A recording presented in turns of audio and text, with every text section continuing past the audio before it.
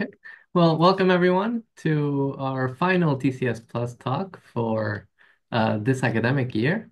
So it's a great pleasure to have Irit Dinur, who is at the IAS, and Weizmann, who will tell us about agreement tests. Now, before we get started, I do want to say a few things about TCS Plus. So TCS Plus is an online seminar. It's been running now for, I believe, over 12 years. And we're always looking for suggestions and for recommendations for talks. So if you know of a great result or some talk that you would like to see, maybe highlighting either one paper or a sequence of papers, then please send us the suggestion to our website so we can fit them in for the next semester. Final thing is, I do want to encourage everyone to keep their cameras on. I know that it'll make it much more interactive for you read, and it'll just make it a much better experience overall. And finally, let me thank the rest of the organizers, which include Clement Kanan, Rachel Cummings, Sumega Garg, Shivam Nadimpali, and Yasmin Nazari. But okay, with that said, I'll hand the floor over to Irit, and please take it away. Okay, thanks, Eric, and hi, everyone. Thanks for joining. Please interrupt me during the talk and ask your questions rather than waiting till the end. I'm happy to have any clarification questions or any question whatsoever. So don't be shy. Okay, I'm gonna talk about something called agreement tests. Um, These are a kind of property testing object that uh, deduce global structure from local consistency between small pieces. So as you see in this cartoon, we imagine that we have some global structure like the entire globe, and each one of us sees a very small partial local view of what's going on. And not always our partial views agree with each other. So a test is when you look at two partial views that have some overlap and you check if they agree. And what if they agree? Typically, does that imply that there is some global consistent picture that they kind of agree with all in all? That's uh, that's the story of agreement tests. But let me start the talk, the more formal part. So the way I'm going to give the talk is kind of giving some historical context until we reach the most modern results.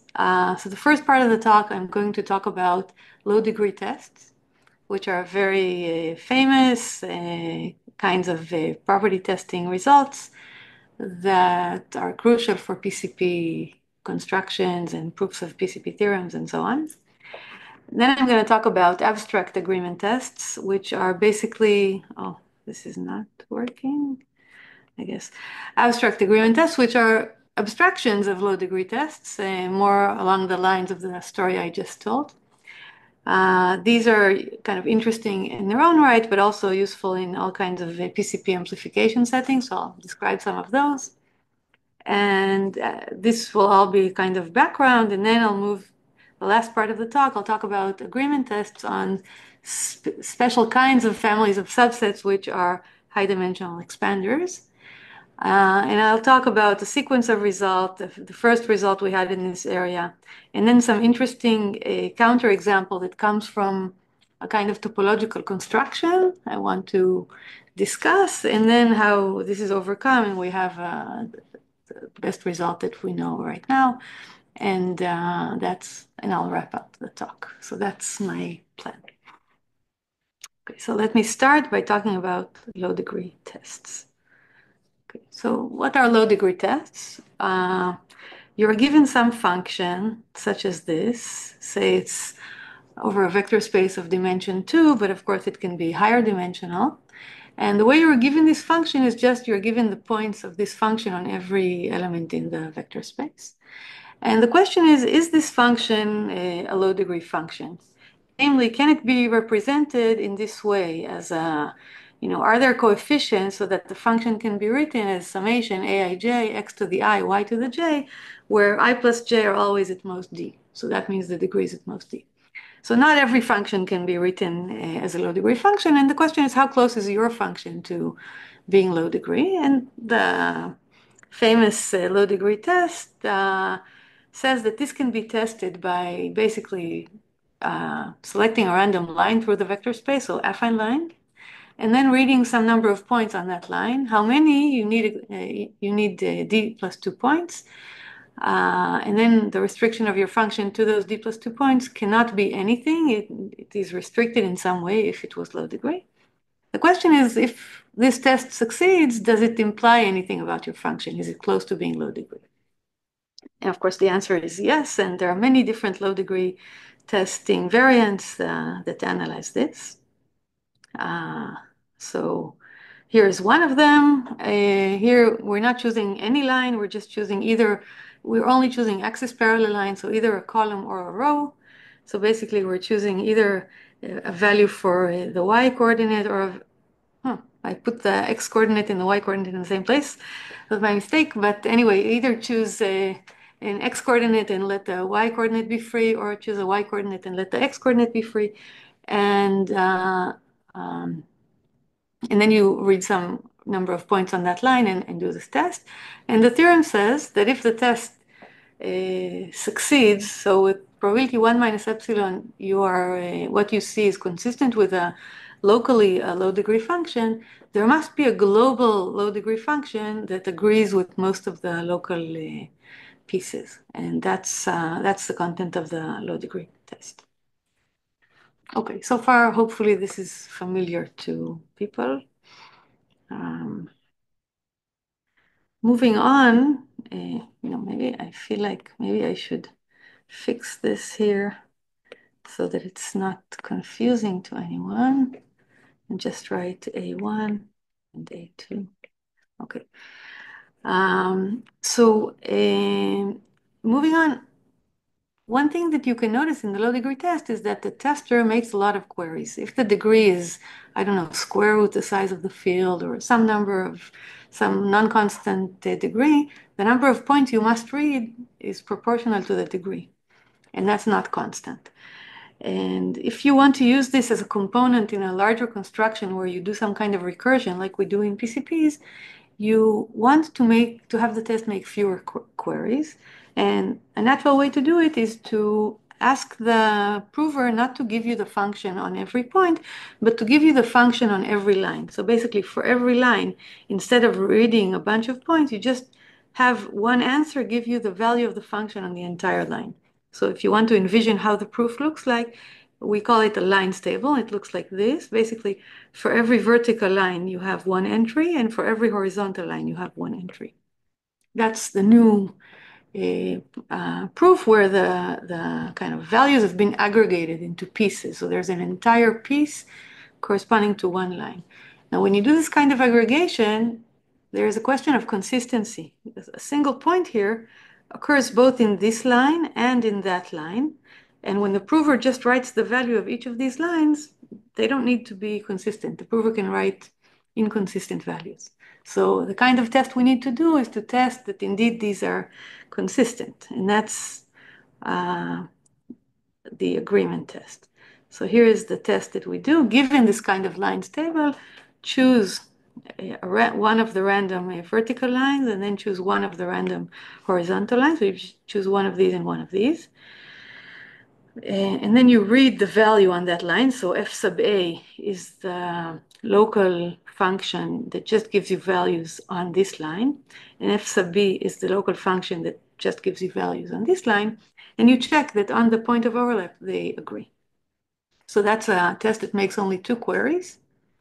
And its analysis is very similar to the original low degree test analysis.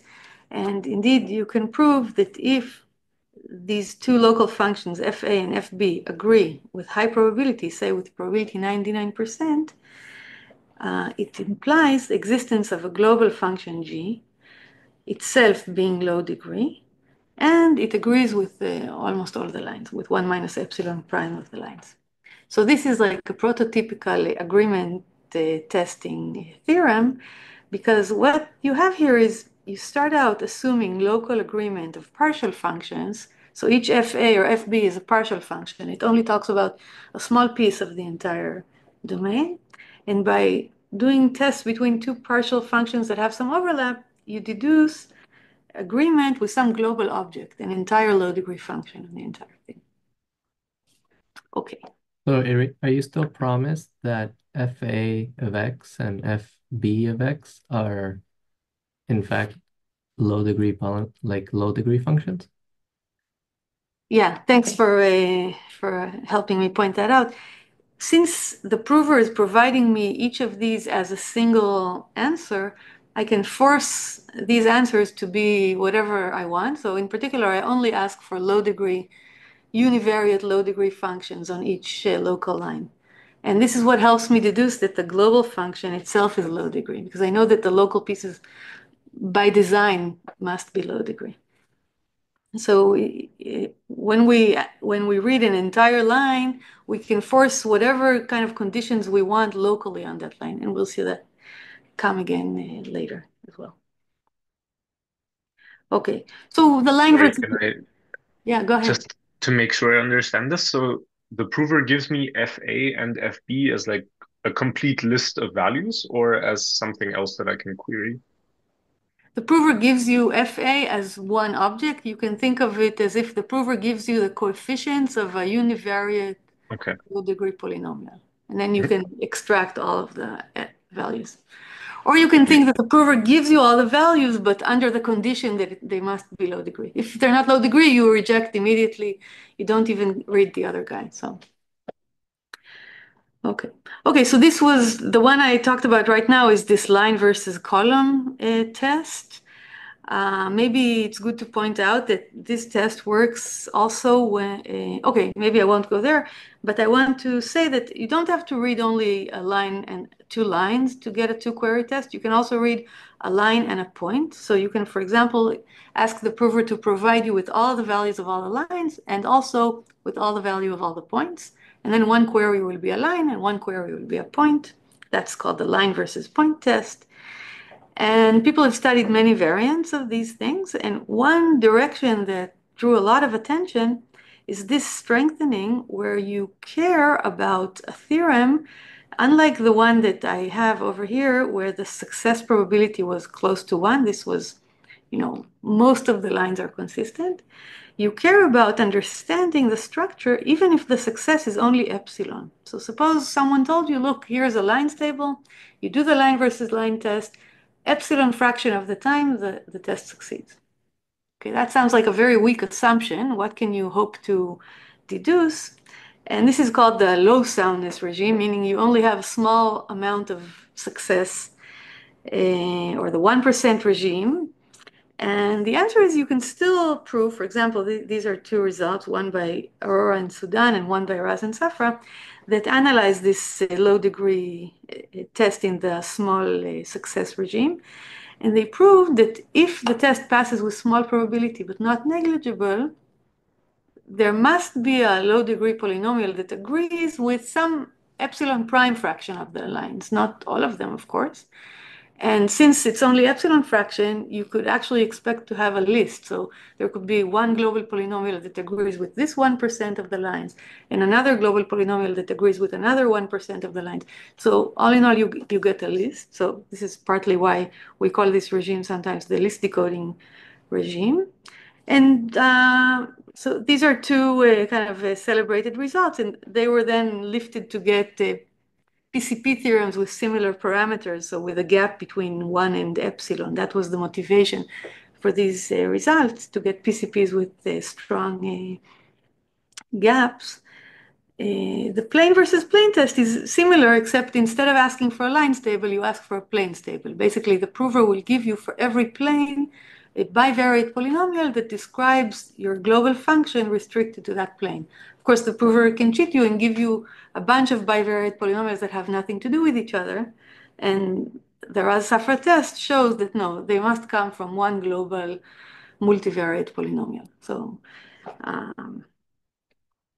And then there were other variants. Maybe you want the prover to give you the restriction of your low degree function to three-dimensional cubes, or maybe to some kind of low degree curves. So there's a curve versus point. There are many different variants.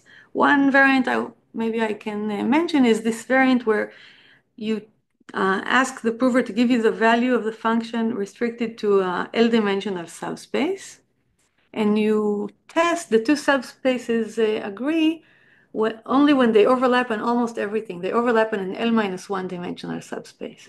This test was a key component in the proof of the 2-to-2 games when the low degree was actually linear. So you're trying to test if you have a globally linear function, you're asking for the restriction of this function to L-dimensional subspaces, and you test two subspaces if they have very high overlap. The reason you want this very high overlap is because if you already know the answer to the first linear function, then there's only two possible values for the second linear function when we are over F2, because you basically gave me already all the values on a subset of the basis consisting of L-1 basis points, and then for one more basis point, you give me 0 or 1, and I know the entire linear function.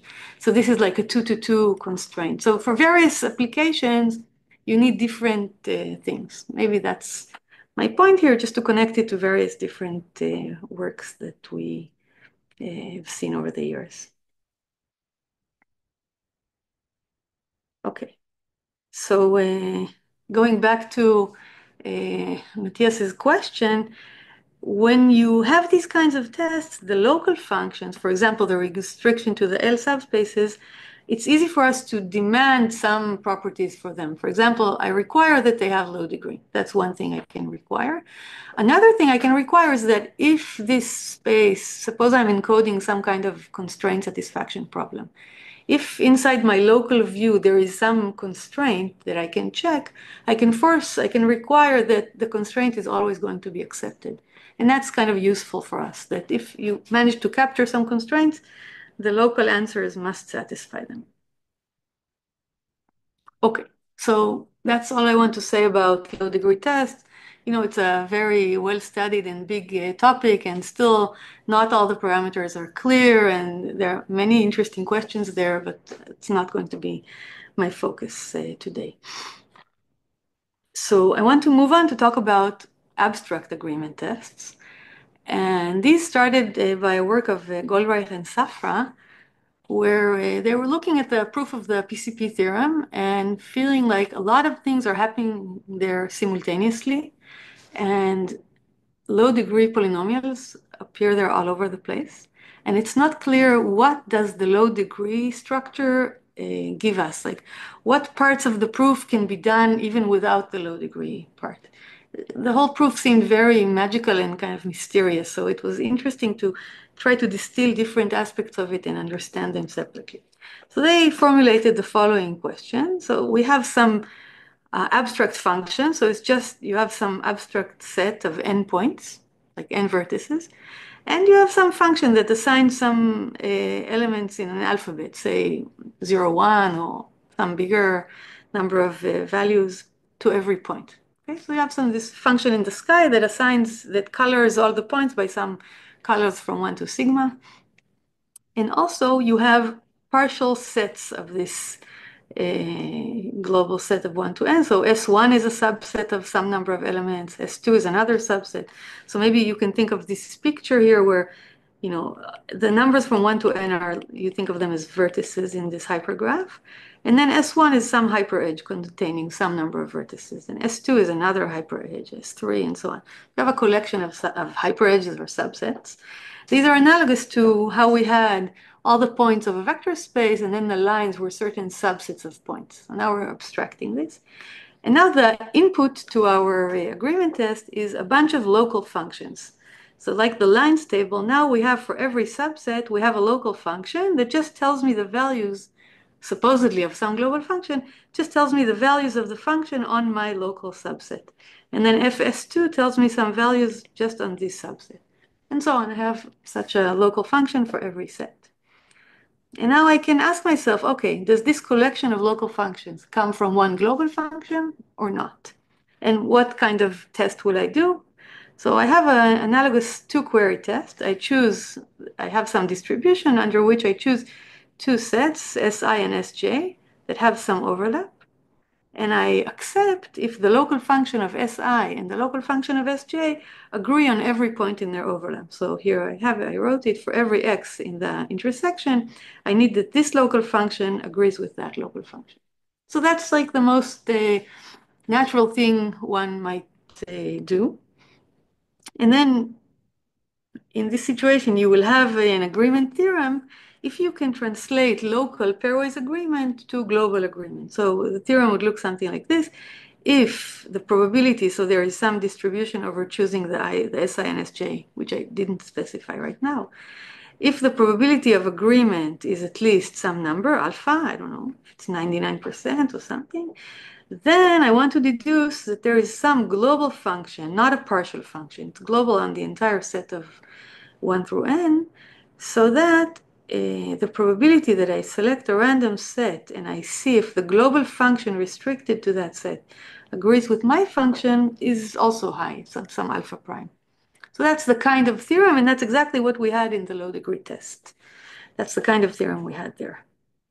So you can now ask yourself, okay, I know I already have these low degree testing theorems. Can I prove a theorem like this without the low degree aspect? And I can ask which families of subsets, which hypergraphs like this will support such a theorem, and what parameters can I expect, and so on. Okay, so I guess this is again this abstract picture. You have some world, you have a bunch of subsets, and you want to see what kind of agreement you can get. Okay, so now I move to talk about applications of this kind of agreement tests for PCP theorems. Okay, so starting my story, when I was a postdoc and with Omer Reingold here at the IAS, we again looked at the PCP theorem and thought similarly, or following Goldreich and Safra, what can we understand of this theorem, or maybe we can try to prove this theorem from scratch and kind of see where we get stuck and where does the low degree aspect really, where is it necessary? So we're trying to revisit this theorem. And so, okay, if you want to try to prove the PCP theorem from scratch, you start with some NP-hard CSP, constraint satisfaction problem, like 3SAT. And a priori, you know it's NP-hard to either decide if it's satisfiable or it's not satisfiable. So every assignment must violate at least one clause.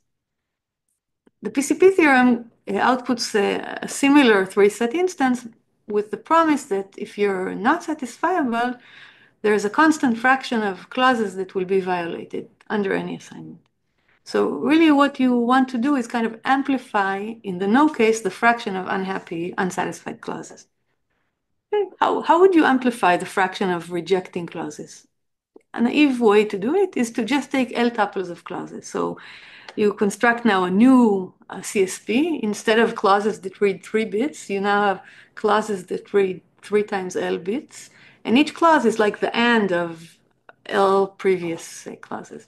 That will certainly amplify the fraction of unhappy clauses from alpha to something like L times alpha. Okay, this is the exact expression, roughly L times alpha. Okay, that's very naive and it won't be very useful because once you have that, it's not clear what to do next. So if you want to do some kind of recursion where you now have parts of the proof which you can encode further, you want your new collection of clauses to make few queries. This is a similar issue like we had with the low degree test, where initially the low degree test reads D plus 2 points, but then we changed it and we said, no, let's read one query, which is the entire line. That was useful for recursion. And similarly here. Okay, so the idea is let's do some kind of aggregation. You want to represent or encode many queries into one query. So what is the most naive solution? You introduce a variable, I guess this is the word new variable for every L tuple. Okay, so previously you had some M variables, now you have N to the L L tuples. You have a new variable for every L tuple. And this is like a small piece of your world, and you want a local function that just tells you the value of this L tuple of variables. This is sometimes called the direct product encoding. So this is due to earlier works where direct sum was considered when you, for every L tuple, you just save the XOR of the values, and then direct product is when you save every single value. It's not important. Anyway, so we are entering the following situation. We want to encode a function that gives a value to n different variables, and we encode it by a new function that gives an L tuple of values to all possible L tuples of variables. That's exactly the situation we had in the abstract agreement test, with the extra information that now we have a subset for every possible set of L values. There is a slight, there's two variants here. One is when the L tuples are ordered, and the other one they're unordered, so it's an L subset, but I'm not going to, but these are equivalent, so I'm not going to worry about that. Okay, so now suppose you have this kind of encoding. To test that it's valid, you're going to do some kind of agreement test. So I guess I have it here. The agreement test, just like we had the line versus line test, now we're going to have the L tuple versus L tuple test. You choose two random L tuples conditioned on having some overlap of L prime. L prime needs to be chosen appropriately. And you check that the first L tuple and the second L tuple completely agree on their overlap. That's a natural two-query test for this setup. And there have been a lot of works analyzing this, and basically what you expect to be true is roughly true.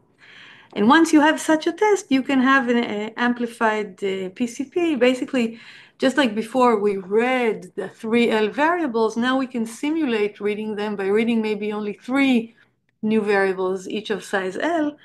And so we get a new PCP that has amplified gap, but only reads a constant number of queries, so we can recurse on this.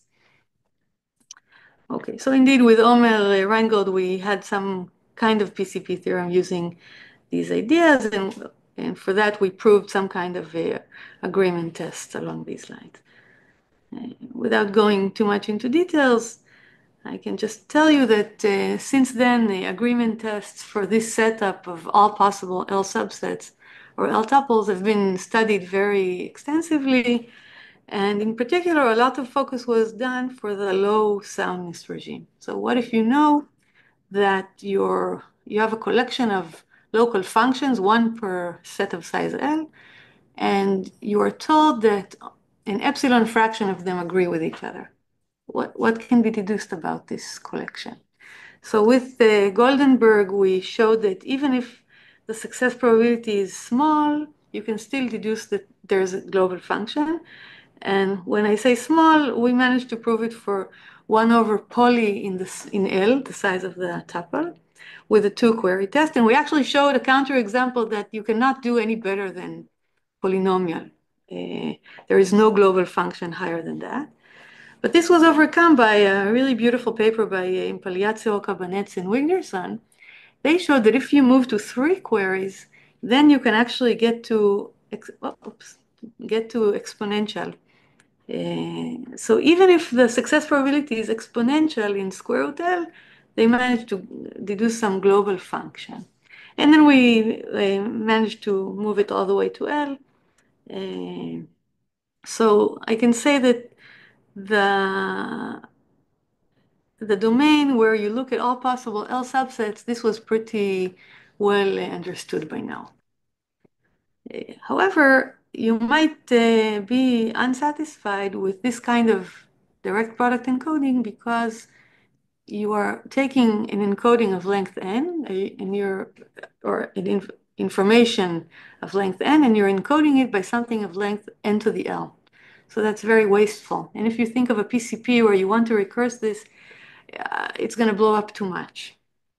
So instead, you can ask for what used to be called de-randomized direct product encoding. Basically, you want the same idea, but with a much sparser collection of subsets. You don't want to be so wasteful in your encoding. So this paper of Impagliazzo, Cabanez, and Wilkerson had a really beautiful suggestion. They said, why should we consider all subsets? Let me look only at the affine subspaces.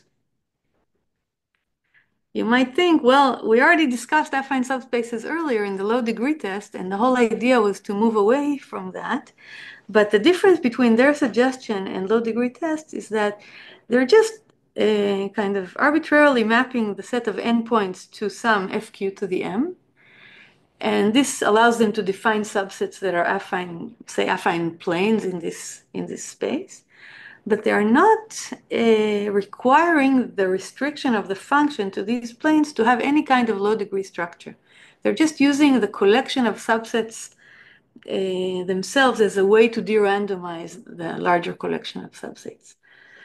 Okay, so indeed they managed to do that, and they proved an agreement test on this de-randomized collection of subsets.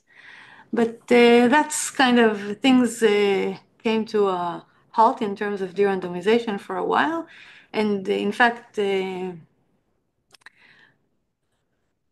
At some point, I even started to try to prove a lower bound, saying you cannot, if you want a family of subsets of linear size, that will be impossible to replicate the kind of result that IKW did with a linear size family. It seemed to be impossible until I learned from Tali Kaufman about the existence of these high-dimensional expanders. And that really kind of changed my outlook on this possibility. And we worked with Tali pretty hard. We managed to get some kind of agreement test on these objects called the high-dimensional expanders. I'll get more into it soon. And in high-dimensional expanders, the number of subsets in your family is linear. It's linear in n. It's not even quadratic. But if I want to be just complete the picture, I have to mention an earlier work in my proof of the PCP theorem by gap amplification, which was a work a couple years after the work with Omer Reingold. There is actually implicitly hiding an agreement test there, where really what's going on there is you take balls inside an expander graph, and the vertices inside these balls are your these balls are your subsets. And implicitly, there is some agreement test there. So let me discuss that a little bit first. Okay, so let me say a few words about this PCP by gap amplification. So in this proof, you start with some 3-sat or some constraint satisfaction problem. For this setting, it's most convenient to think of a 2-query PCP, so like 3 coloring. So basically, you start with a graph, and it's NP hard to decide if it's 3 colorable or not. And then in a sequence of steps, you amplify the fraction of rejecting edges. So at first, all you know is that every coloring has at least one rejecting edge, so it's a 1/m fraction. But then you do a sequence of gap amplification steps, and every time the fraction doubles from 1/m to 2/m to 4/m. You do it many times, logarithmically many times, until you reach a constant fraction. And how does one step work? This is the step of gap amplification. You start with a 3-coloring instance where you already know that some alpha fraction of the edges are unhappy. And then you ask the prover not to give you the value of all the coloring of all the vertices. Instead, for every vertex, you look at a ball of radius, some constant, around this vertex. So it's a constant, since it's a constant degree graph, you get a set of a constant number of vertices. And you ask the prover to give you the coloring of all of this ball. And like we mentioned before, you require that this coloring is legal, so it's not allowed to violate any of the internal edges. So you have a kind of, not a lines table, not an L-tuples table, you have a table for every ball in this graph. And you do, what kind of test do you do? Well, you just do an agreement test. You choose 2 different balls, that have some significant overlap, and you check that all the colors from this guy and all the colors from that guy are completely consistent with each other. And that's your new PCP. And the technical part of the proof is to prove that this PCP, if previously the fraction of violated edges was alpha, in this new thing, the fraction is at least twice alpha. So you made some progress. And you can think that implicitly there is some kind of agreement test, because when you do the proof, you get this assignment per ball, and you define for every vertex the most popular color. This is kind of a global coloring that is consistent with these different balls. But it's not exactly the same as an agreement test, but let me leave it at that. I want to mention one kind of interesting aspect here, which is that this reduction takes a gap of almost no gap and amplifies it all the way to a gap between 1 and 0.99. In other words, nothing is violated in the yes case, and 0.1 fraction is violated in the no case. And one can ask, and indeed Bogdanov asked this, can't I just take it a few more steps and amplify the gap further to a gap between nothing is violated to almost everything is violated, like 0.99? So that was, how do I remove the thing? Okay, weird. Okay, so this was the question. Can I amplify the gap to being between 0.99 and nothing? And this would give me a kind of a label cover PCP or a strong PCP. And Bogdanov's answer was, no, you cannot do it in this method. Since you're only looking at expander neighborhoods, he came up with a very nice counterexample that shows you'll never be able to do this amplification beyond a half. And that's weird, because other ways of amplification definitely get you all the way. Parallel repetition theorem allows you to make the rejection probability almost 1. I guess I should have written here 1 and not 0. Okay, so let's leave this here. See how long I have. Okay, so now I want to talk about the high-dimensional expanders and agreement tests on them. Maybe stop for questions if there are any.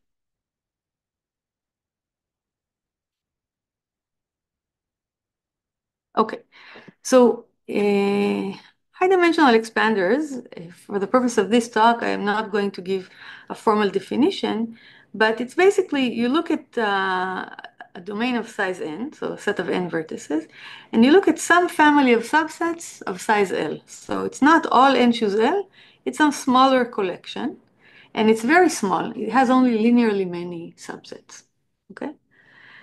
In fact, when L equals 2, when the subsets have size 2, it's basically, instead of looking at all possible pairs of vertices, you're looking at some sparse collection of edges. And the definition of high-dimensional expansion coincides with just the definition of an expander graph. Okay, for L equals 2, indeed, this definition is pseudo-random, because if you do this selection at random, you will get an expander graph. But for L being larger than 2, these things diverge. A random collection of sets of size L will not have the properties that we want. The properties that we want are something like that this set imitates the set of all possible L tuples from a spectral perspective, without getting into technical details. So we think of it not as being pseudo-random, but rather as being pseudo-dense. It's a sparse collection, but it behaves as if it were a dense collection. Okay, so we managed to prove agreement theorems on these objects. The first main result was an agreement theorem in the 1 minus epsilon regime. And then it was further simplified and improved with Yotam Dickstein, getting parameters really very similar to the parameters you have when you consider all possible subsets. So it's in some sense optimal.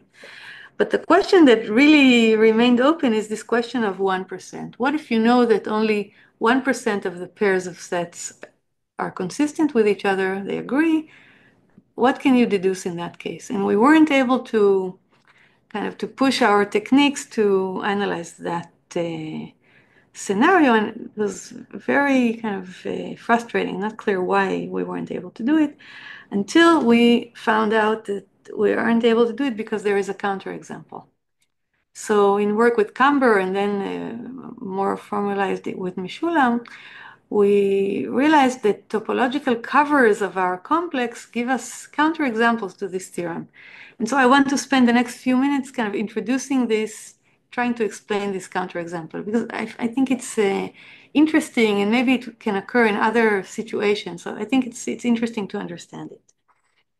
Okay, so to understand covers, it's good to think about a set system. So any collection of subsets can always be viewed as a simplicial complex. For the purpose of talking about covers, I'm now going to move to talk about the case of L equals 3. So all my subsets have size 3, but everything generalizes to L being 1,000. So it's just easier to draw and to think about.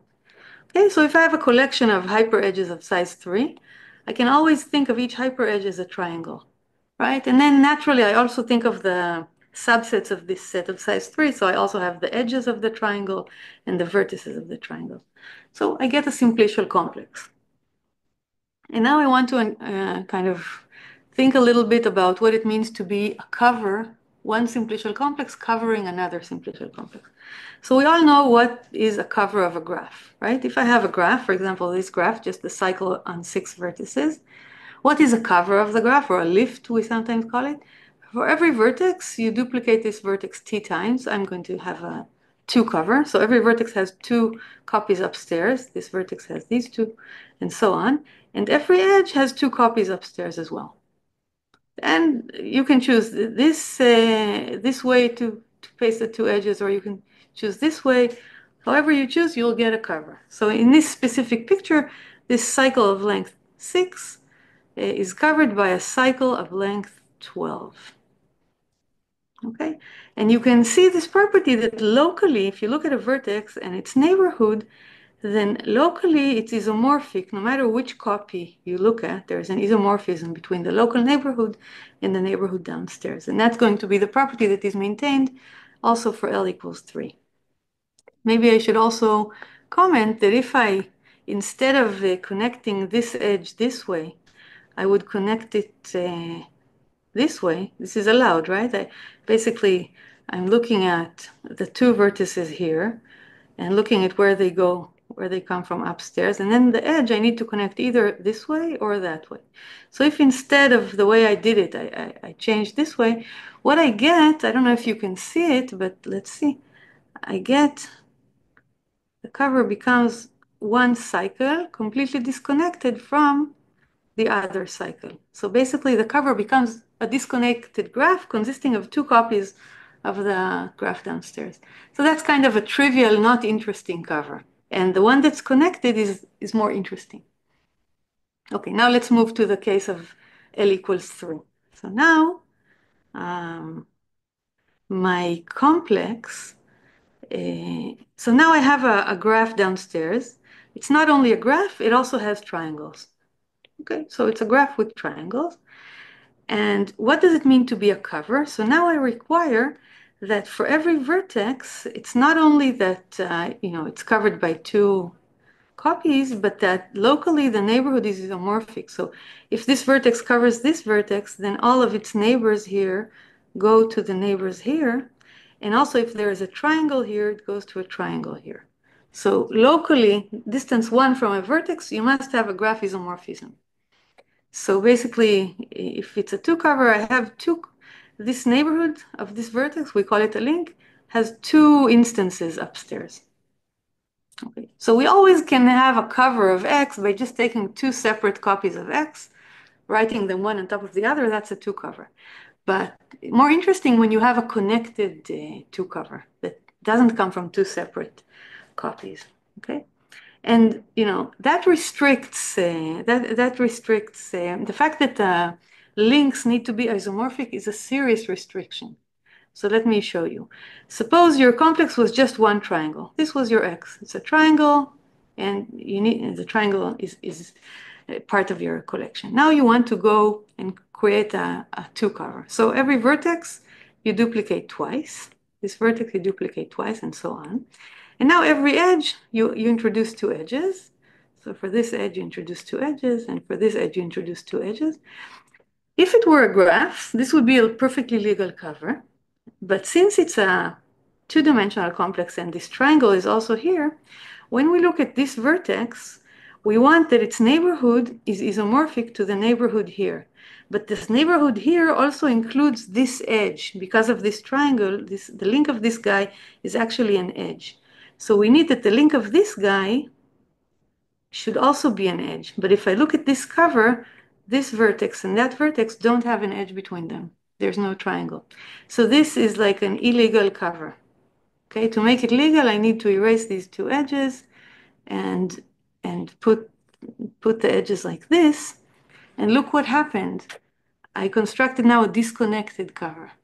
So in fact, a triangle has no connected covers. Okay, a triangle only has disconnected covers. It's simply connected, and this is well understood, but it's outside of our scope for now. Okay, I have some more slides, and I see I'm reaching time, so how much time should I still take? Maybe Eric can say. So I think I mean, how much time do you need? I can use another 5-10 minutes, so it depends on tell me how much, and I'll go accordingly. Yeah, I think let's say, I mean, it's 1:47 now. Why don't we say like 7 minutes, or yeah, around, it should be Thank fine. you. Okay, good. Okay, sounds good. Okay, so far we talked about covers, and I tried to demonstrate the fact that since I require some kind of local isomorphism, it restricts what types of covers I have. But nevertheless, it turns out that for high-dimensional expanders, the ones that we know about, a lot of them have infinitely many covers. So they're not like the triangle that has no connected covers, they have many covers. And now I want to show you that if I have a high-dimensional expander, and I'm still going to stick with the two-dimensional, so I only have triangles, even though really when we really think about them, we think of higher dimensional. I want to show how this is a counterexample to a 1% agreement theorem. So what is a counterexample? What is an agreement theorem? Agreement theorem is for every triangle gives me a local coloring of its vertices. So a triangle is like a set of 3 vertices, and locally you give me some coloring of the vertices of the triangle. And an agreement test will take 2 triangles that overlap by an edge, so by 2 vertices, and check if the colorings agree. Okay, so what would be a counterexample? A counterexample would be a bunch of local colorings for each triangle, so that pairs of triangles agree with probability, say, half, but there's not going to be any global coloring of the vertices that agrees with these triangles. That's what I'm trying to show. That will convince me that I cannot prove an agreement theorem. Okay, so here is a counterexample. I start with my complex X, and I look at a 2 cover. So this is this Y. So I don't know exactly how Y looks like, it's something crazy, but I know that locally around every vertex, I have 2 isomorphic copies in this cover. So now how do we create a counterexample? Well, just color the vertices of Y arbitrarily. Okay, randomly, it doesn't matter. Just give them some coloring. Okay. And now I'm going to define an assignment to each of the triangles of X. This is what I need. That is both locally consistent with each other, but not consistent with anything global. So how will I do it? If I go to some triangle downstairs, there's 2 copies of this triangle upstairs, and I'm going to just choose the coloring from one of them at random. So, for example, for this triangle, I chose the coloring from upstairs, so it's all yellow. Now for the one next door, I go to the 2 copies upstairs, and I choose one at random. Here I chose the all blue. And I keep going like that for every triangle in this complex. Now notice that if I have 2 triangles, like this one and this one, that, each one I chose randomly from a copy upstairs, it could be that I chose both of them from the same copy, in which case they will agree, right? Because both of them think that these 2 vertices must be blue. right? So you can see that with probability half, they will agree. It just depends if I chose from the same copy or not. So you see that locally I have agreement of 1/2, but also you see, for example, for this vertex, different triangles thought that it deserves different color. And if you choose majority, or no matter how you're going to do it, the vertex doesn't have any natural way to be colored, because here it's colored blue and here it's colored yellow. So we don't know how to color it. And in fact, you can prove using the expansion that there is no global coloring that agrees with this collection of local coloring. So a cover is like inherently a problem for this. Okay. One kind of, to me, a very interesting comment is if Y, this cover, happened to be not a connected cover, but rather just two separate copies of X, that's a disconnected cover, then you can take the coloring of one of these and just say that this is the coloring of X, this is the global coloring. And so really what you have when you have a coloring of Y, which is a bunch of disconnected copies, you have really a list of different global coloring. So that goes back and gives you a list decoding. So in other words, this is only a counterexample when your complex has some connected covers. When all covers are disconnected, this is not a counterexample. And this explains maybe why this kind of problem didn't arise before, because in the previous kinds of complexes we were looking at, they always had no connected covers. So here I have some trying to convince you that if you have a sphere, it will not have any disconnected covers, but let me skip it and just state that we had a theorem with Yotam Diksten that shows that basically this is the only counterexample you can have. If you have an HDX, and there are some more conditions, cosystolic expansion and various things, given a bunch of local colorings that have agreement, at least epsilon, you cannot recover a global coloring, but you can recover a small cover. So not, and then you're going to have a global coloring of the covering space. So just like in the counterexample, we didn't have a global coloring of X, but we did have a global coloring of Y. So our theorem basically shows that that's the only problem that can happen.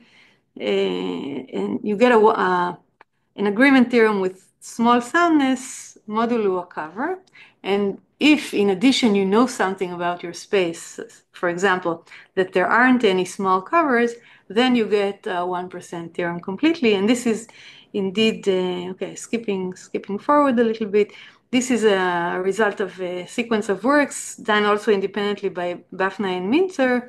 And then in these two works, Bafna, Mintzer, and Lifshitz, and with Yotam Diksten and Alex Lubotsky, we constructed high-dimensional expanders that have no small covers, and they gave us this 1% agreement test on a sparse collection of subsets of size linear in the number of points. And this was pushed further in beautiful work by Bafna, Mintzer, and Vyas to getting a PCP theorem with a gap of 1 versus epsilon, and the length of the PCP is short thanks to the fact that the high-dimensional expander is sparse.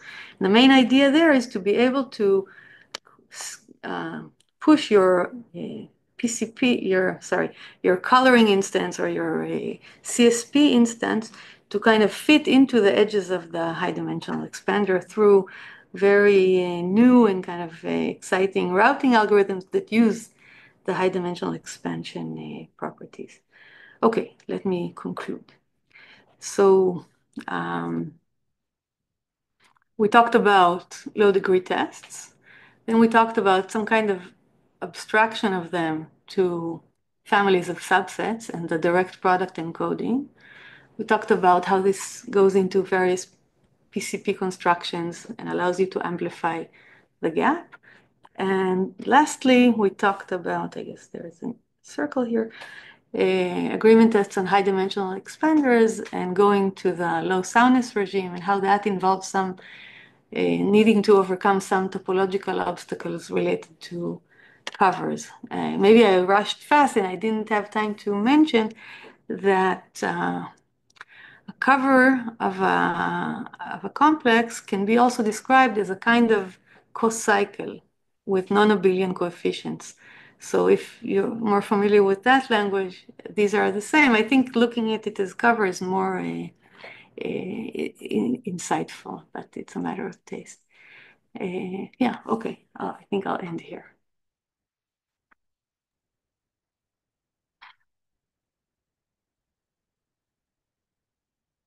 Okay.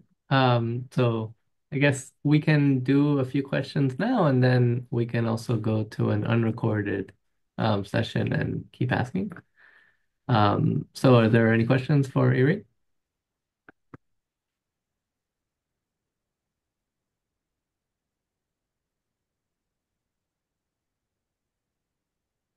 So I had one brief question. So these agreement tests, they're you don't make any structural assumption on the kinds of underlying function to the vertices. And so does it still make sense to say make like an assumption on the class of functions like you had low degree test, low degree let's say polynomials, but then you restrict the kind of subsets that you get to query coming from these high dimensional expanders? Definitely. So there's two different things you can think about: what families of subsets you're restricting to, and what families of functions locally you're allowing. And both make sense to look at. When you restrict the families your local functions can come from, you get more power because the prover has less ability to cheat you, let's say that. What kind of restrictions? Usually when you think of the PCP applications, these subsets contain some kind of constraints and you force the constraints to be satisfied. In a more general property testing scenario, you can think of the subsets as being the local view of your tester, and the only acceptable local functions are accepting local views. That would be kind of a general way to generalize this, but not much work that I know has been done along these lines so far.